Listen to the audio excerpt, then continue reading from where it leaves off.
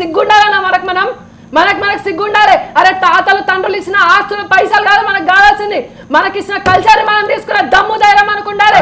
మన భుజస్కంధాల మీద మన ధర్మాన్ని కాషాయ కనుగా ధరించే ఒక గుండె ధైర్యం మీకుండాలి. ఇంకా సిగ్గు లేకుండా కాంగ్రెస్ కండువా కప్పుకొని ఈ రోజు రామ మందిరానికి వ్యతిరేకంగా మాట్లాడుతున్నారంటే బిడ్డ ఏం మాట్లాడుతున్నారు? రాముడికి వ్యతిరేకంగా అడ్వకేట్స్ పెట్టింది కాంగ్రెస్ గవర్నమెంట్. ఒక హిందూ గారైనా ఒక అమ్మ అబ్బ పుట్టిన కొడుకులైతే కాంగ్రెస్ లో హిందువులందరూ కాంగ్రెస్ పార్టీకి రాజీనామా చేసి ఈరోజు భారతీయ జనతా పార్టీలో చేరండి.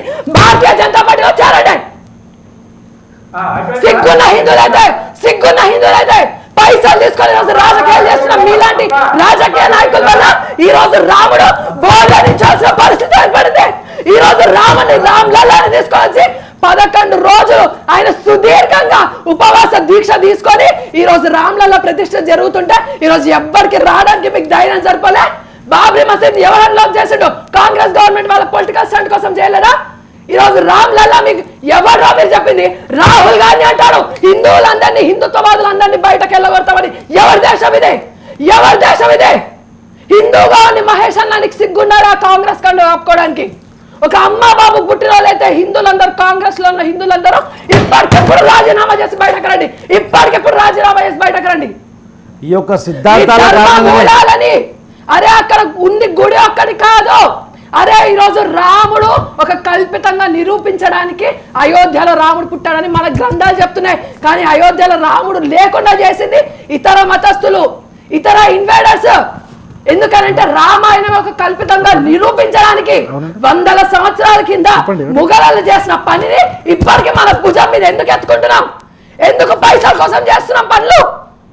ఇంకా ఎన్ని సంవత్సరాలు చేస్తాం? ఇంకా పైసల కోసం ధర్మాన్ని ఎందుకు అడ్డు పెడతాం? అన్నా రాముడు లేకపోతే ధర్మం లేదు, ధర్మం లేకపోతే ధర్మం కోసం యుద్ధం లేదు, ధర్మం కోసం యుద్ధం లేకపోతే మహాభారతంలో కురుక్షేత్రం లేదు, కురుక్షేత్రం లేకపోతే కృష్ణుడు చెప్పిన భగవద్గీత లేదు, భగవద్గీత లేకపోతే వేదసారం లేదు, వేదసారం లేకపోతే 4 వేదాలు లేవు, అష్టాదశ పురాణాలు లేవు, ఉపనిషత్తులు లేవు.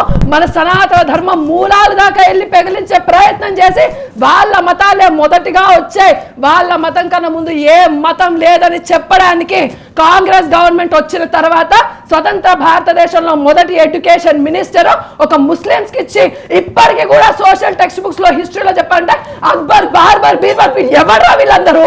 దేశాన్ని ధర్మాన్ని మట్టు పెట్టిన వాళ్ళు, 49,000 గుళ్ళని ధ్వంసం చేసిన వాళ్ళు, వాళ్ళ చరిత్ర ఈ పిల్లలు ఎందుకు చదువుకోవాలి? ఎందుకు ప్రశ్నించారు మీరు? రైట్ మహేశ్వర్ గారు మీరు చెప్పండి.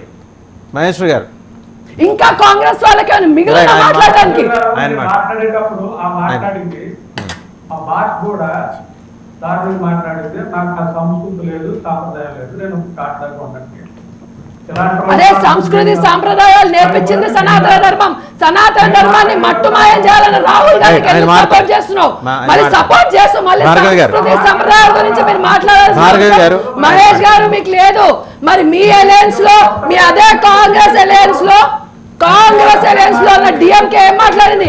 స్టాలిన్ ఏం మాట్లాడాడు? అప్పుడు ఏడబోయారు ఏడుకెళ్ళి వచ్చినప్పుడు ఎక్కడ పోయారు మీరు? అప్పుడు భార్గవ్ గారు ఇప్పుడు మహేశ్వర్ మీరు మాట్లాడంటే బేసిక్ క్వశ్చన్ ఏంటంటే తమిళనాడు గవర్నమెంట్ మేము చూపించము, లైవ్ స్ట్రీమింగ్ చేయము, వాళ్ళు కేవలం నాస్తికులు వేసిన ఓట్లతోటే మనం వాళ్ళ ఫిలాసఫీలోకి వెళ్దాం. గవర్నమెంట్లోకి రాలేదుగా, వాళ్ళకి హిందువులు వేశారు, ఇతర ధర్మాలని